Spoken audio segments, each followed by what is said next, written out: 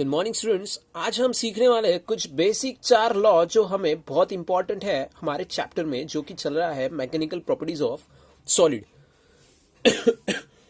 इसमें हम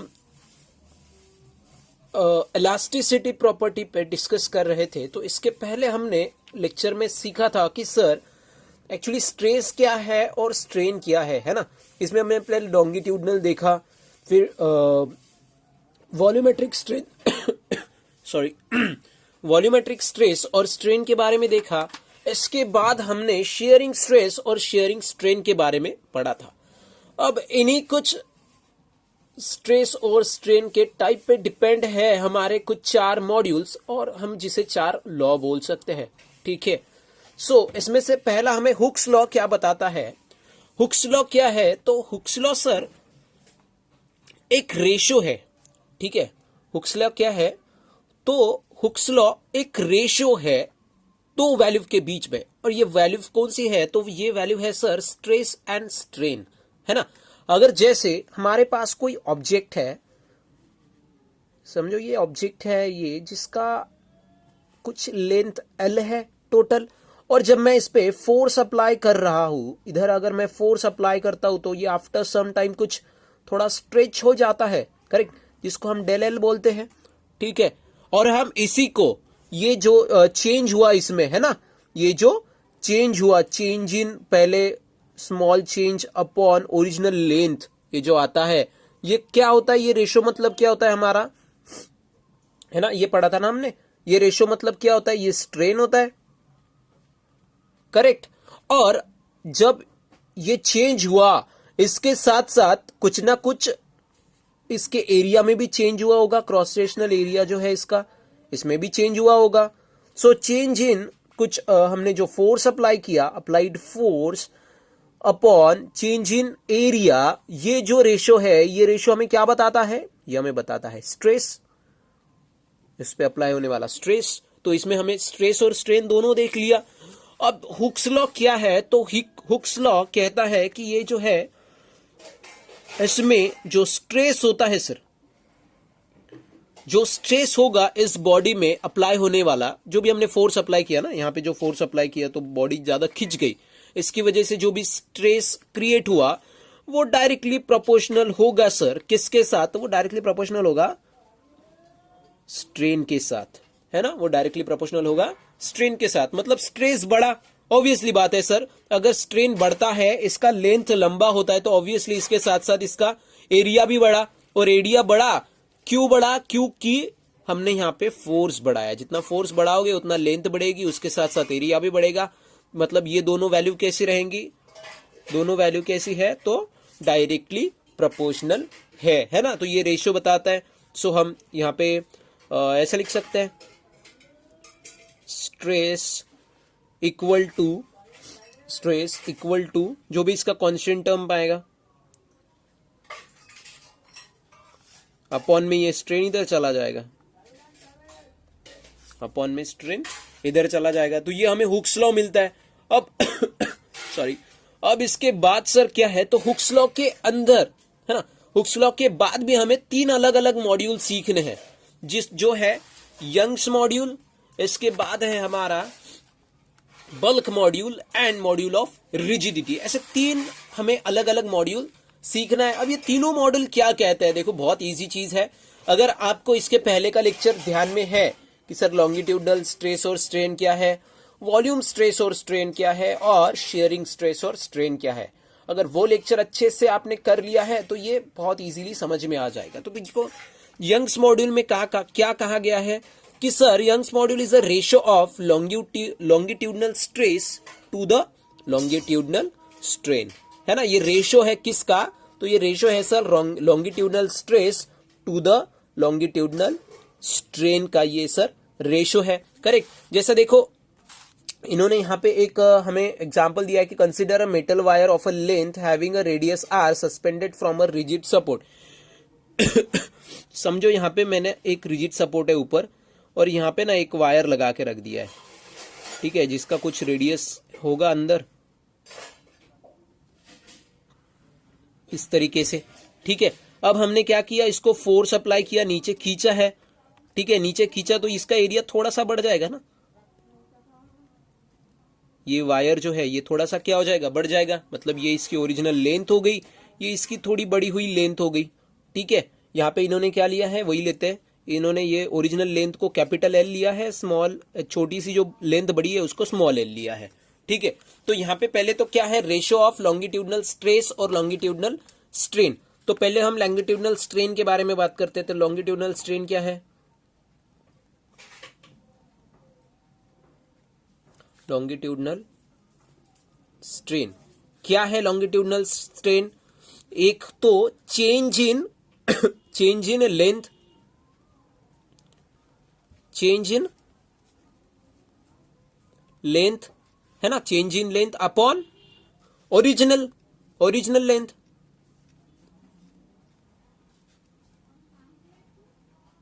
ठीक है, सो चेंज इन लेंथ क्या हुआ इसका, small L upon original length क्या था, कैपिटल एल। इसके साथ साथ ही मुझे लॉन्गिट्यूडनल स्ट्रेन तो हो गया, अब लॉन्गिट्यूडनल स्ट्रेस भी चाहिए। तो लॉन्गिट्यूडनल स्ट्रेन स्ट्रेस क्या कहता है,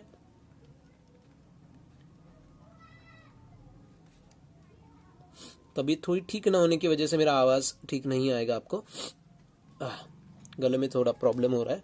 ओके, सो यहाँ पे लॉन्गिट्यूडनल स्ट्रेस क्या है, तो सर लॉन्गिट्यूडनल स्ट्रेस वॉल्यूम मतलब किसकी वैल्यू है, सो अप्लाई होने वाला फोर्स, इसके ऊपर जो भी हमने ये फोर्स अप्लाई किया ना, अप्लाई होने वाला फोर्स अपॉन इसका क्रॉस सेक्शनल एरिया। ठीक है, सो हमने फोर्स जो अप्लाई किया वो क्या होगा, किसके बराबर होगा, जो भी इसका मास होगा इनटू नीचे जा रहा है ना, तो ग्रेविटेशनल फोर्स जो भी अप्लाई हुआ होगा, मतलब फोर्स की वैल्यू क्या आती है, M into G. Correct, force की वैल्यू क्या आती है, M into G upon area.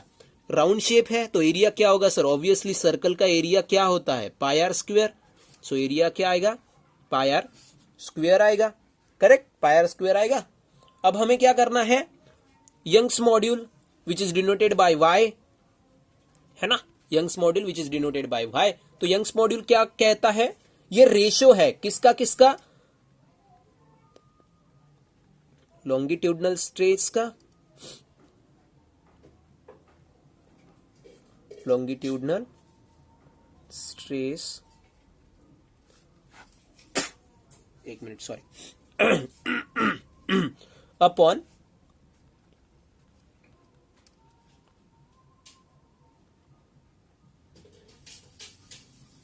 Longitudinal strain.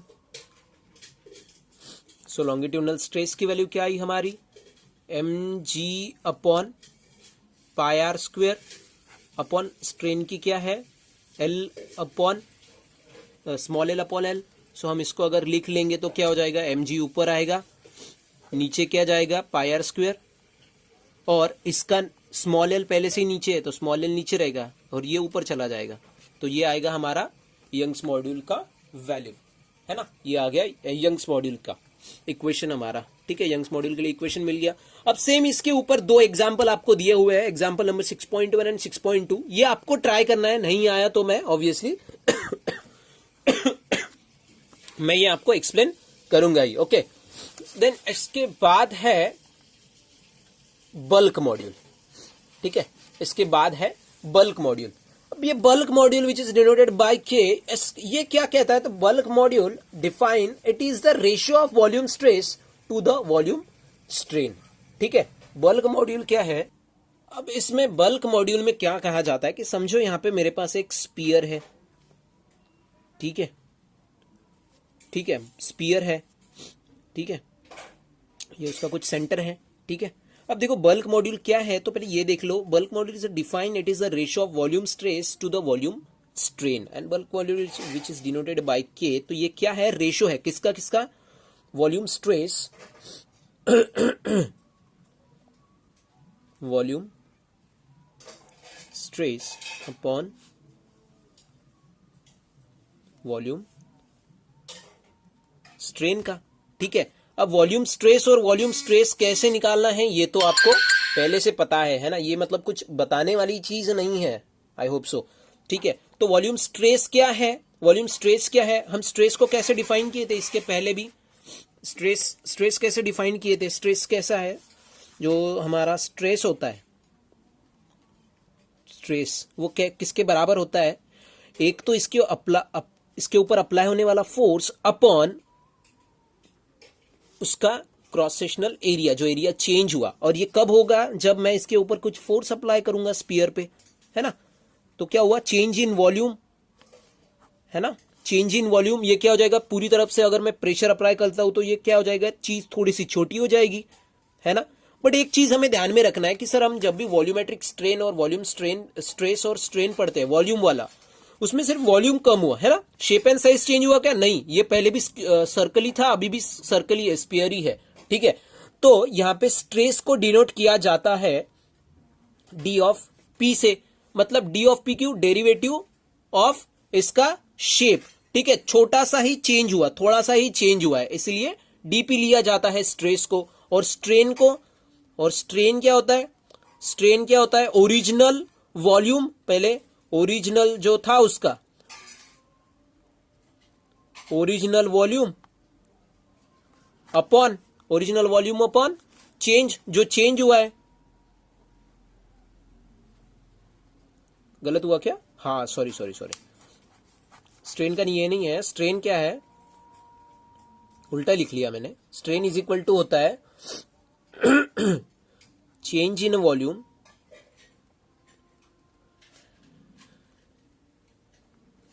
Upon original volume,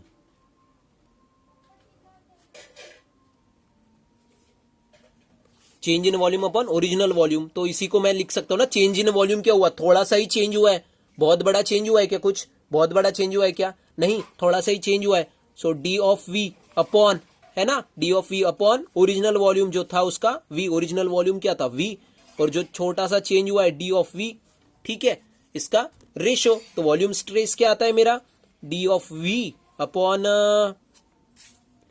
strain, sorry थोड़ा गड़बड़ हो रहा है ना।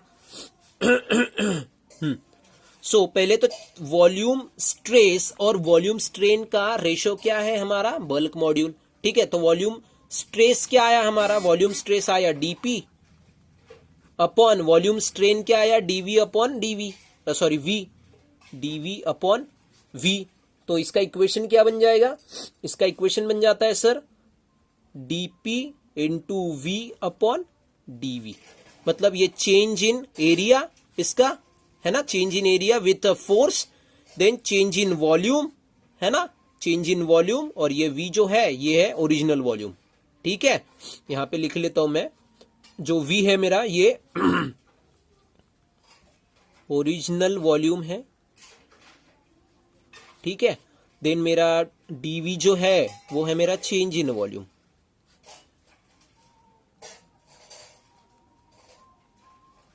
ठीक है। और ये तो आपको पता ही है, area with respect to force, some area change हुआ ना फोर्स अप्लाई करने के बाद, ये वो वैल्यू है। तो इसके ऊपर भी हमें एक न्यूमेरिकल दिया है, एग्जांपल नंबर 6.3, इसको ट्राई करो, नहीं आया तो फिर मैं बताऊंगा ही, ओके। अब इसके बाद एक छोटा सा लास्ट में और एक चीज दी है उन्होंने, मॉड्यूल ऑफ रिजिडिटी, ठीक है, मॉड्यूल ऑफ रिजिडिटी हमें एक टॉपिक दिया है। देखो एक चीज तो आपको समझ में आ गई कि हुक्स लॉ ने हमें क्या बताया, ratio of stress and strain, ठीक है, सिंपल स्ट्रेस एंड स्ट्रेन का रेशो हमने यहां पे देखा हुक्स लॉ में। यंग्स मॉड्यूल ने क्या बताया, वही ratio of stress and strain, but कौन से कंडीशन में, जब स्ट्रेस और स्ट्रेन कैसा होगा, लॉन्गिट्यूडनल होगा। जब स्ट्रेस एंड स्ट्रेन लॉन्गिट्यूडनल है तो यंग्स मॉड्यूल अप्लाई होता है, जब वही स्ट्रेस एंड स्ट्रेन वॉल्यूमेट्रिक है तो बल्क मॉड्यूल अप्लाई होता है। और एक कौन सा बचा अभी इसके बाद, शेयरिंग स्ट्रेस और स्ट्रेन, है ना। और जब शेयरिंग स्ट्रेस और स्ट्रेन आएगा तब मॉड्यूल ऑफ रिजिडिटी अप्लाई होगा, विच इज डिनोटेड बाय नीटा, ठीक है, विच इज डिनोटेड बाय नीटा। ये क्या है, तो रेशो है किसका किसका sir, sharing stress upon sharing strain का। और शेयरिंग स्ट्रेन और शेयरिंग स्ट्रेस हम कैसे डिफाइन किए हैं, इसके पहले भी देखा था ना आपने, कि समझो जैसा कि एक बॉडी है, ऐसा कुछ रेक्टेंगुलर मेरे पास बॉडी है, ठीक है, रेक्टेंगुलर बॉडी है। अब ये रेक्टेंगुलर बॉडी में क्या हो जाता है, मैंने यहां से ना इसको नीचे से फिक्स करके रखा है, ये नीचे वाला पार्ट क्या है मेरा, फिक्स है। अब मैंने इसको इधर से पुश किया, इधर से फोर्स अप्लाई किया, तो ये क्या हो जाएगा आफ्टर सम टाइम, ये बॉडी कुछ इस तरीके से हो जाएगी। नीचे का पार्ट तो मेरा फिक्स ही था, ठीक है, बट इसमें कुछ ऐसा चेंज हो गया, है ना, ऐसा चेंज हुआ फोर्स अप्लाई करने के बाद, मतलब ये कुछ ऐसा डायग्राम बन गया आफ्टर सम टाइम।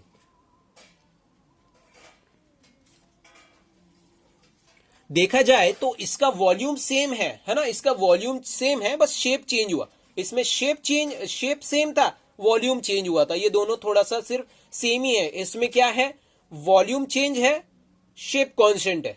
इसमें शेप चेंज है तो वॉल्यूम कांस्टेंट है ना। ये दोनों अगर देखा जाए तो देखो किसमें पड़ा, वॉल्यूम स्ट्रेस एंड स्ट्रेन और शेयरिंग स्ट्रेस एंड स्ट्रेन में, ठीक है। अब इसके बाद हम इसको कैसे फाइंड करेंगे, देखो शेयरिंग स्ट्रेस और शेयरिंग स्ट्रेन। तो शेयरिंग स्ट्रेस कैसे फाइंड किया था हमने, शेयरिंग स्ट्रेस मतलब क्या है एक्चुअली, मतलब क्या है शेयरिंग स्ट्रेस का मतलब, शेयरिंग स्ट्रेस का मतलब क्या है, शेयरिंग स्ट्रेस मतलब अप्लाई होने वाला फोर्स, है ना, विथ चेंज इन एरिया, है ना, यही है मेरा शेयरिंग स्ट्रेस। क्या है, applied force upon change in area, change in area. देखो बट यहां पे अप्लाई, जब मैंने कुछ फोर्स अप्लाई किया है तो एरिया चेंज नहीं हुआ है ना, एरिया तो कांस्टेंट ही रहता है, आपको भी पता है एरिया कांस्टेंट रहेगा, सिर्फ चेंज क्या हुआ है हमारा, शेप चेंज हुआ है। थोड़ा पहले ये कुछ हमें रेक्टेंगुलर शेप दिखता था, अब इसके बाद ये कुछ ट्रेपेजियम टाइप शेप दिख रहा है ना। मैंने सिर्फ फोर्स एक साइड से अप्लाई किया, यहां से चीज कांस्टेंट थी, यहां से चीज हिली है क्या, यहां से चीज नहीं हिली है, ठीक है। अब इसके बाद शेयरिंग स्ट्रेस हो गया मेरा, अब शेयरिंग स्ट्रेन देखना पड़ेगा कि ये सर शेयरिंग स्ट्रेन क्या वैल्यू है। तो शेयरिंग स्ट्रेन, शेयरिंग स्ट्रेस क्या थी, एक तो चेंज इन लेंथ, है ना, चेंज इन लेंथ। यहां पे पहले कुछ, अब यहां पे लेंथ भी चेंज नहीं हुआ है, यहां पे सिर्फ चेंज क्या हुआ है, सो यहां पे सिर्फ ये एंगल, है ना, ये देखो पहले यहां पे ये लाइन हमारे बेस के साथ परपेंडिकुलर थी, है ना। अब जैसे ही मैंने यहां से फोर्स अप्लाई किया तो ये बॉक्स क्या हो गया, थोड़ा सा झुक गया है, जिसके वजह से ओरिजिनल लेंथ और ये चेंज इन लेंथ के बीच में एक एंगल क्रिएट हुआ है थीटा। तो शेयरिंग स्ट्रेस में डायरेक्टली ये एंगल थीटा बोल सकता हूं, ठीक है। सो मेरा मॉड्यूल ऑफ रिजिडिटी क्या बताता है, module of rigidity sharing stress, sharing stress ratio है किसके साथ, शेयरिंग स्ट्रेन के साथ, शेयरिंग स्ट्रेन के साथ। तो शेयरिंग स्ट्रेस आता है मेरा फोर्स अपॉन एरिया, करेक्ट ये, एंड शेयरिंग स्ट्रेन क्या आया, ओनली एंगल थीटा। जो भी एंगल चेंज होगा, अब डिपेंड करता है हम कितना फोर्स देते हैं, वो तो और झुकते जाएगा ना ये बॉक्स, तो यहां पे एंगल वैसे बढ़ते जाएगा, ठीक है। सो हम इसको लिख सकते हैं एफ अपॉन ये ए नीचे चला जाएगा, सो थीटा मल्टीप्लाई बाय ए, तो ये मेरी वैल्यू बन जाती है मॉड्यूल ऑफ रिजिडिटी के। अब इसके ऊपर भी एक एग्जांपल दिया हुआ है आपको, एग्जांपल नंबर 6.4, उसको सॉल्व करने का ट्राई करो, नहीं आया तो इसके ऊपर भी एक वीडियो आ जाएगा। तो एफ मतलब क्या है, applied force, applied force, correct. Theta है change in angle, change in angle, and A है क्रॉस सेक्शनल एरिया, जो भी इसका एरिया बनेगा, एरिया, ठीक है। अब यहां तक आई होप आपको समझ में आ गया होगा। होमवर्क कंप्लीट करना है एंड देन इसके बाद उसको अपने फिजिक्स ग्रुप पे सेंड कर देना है। होमवर्क है आपके, ये जो भी न्यूमेरिकल है, ये 4 टॉपिक पे बेस, इसको सॉल्व करना है, ठीक है। Thank you.